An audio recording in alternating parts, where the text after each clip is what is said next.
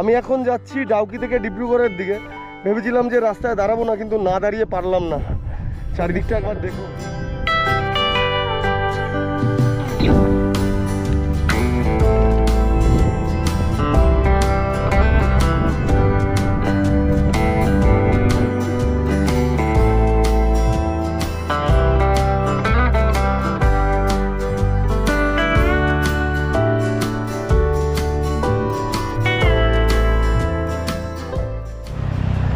আমি এখন উমিয়াং লেকের ঠিক অপোজিটে দাঁড়িয়েছি রাস্তার উপরে। আমার পিছনে রয়েছে উমিয়াং লেক, উমিয়াম লেক।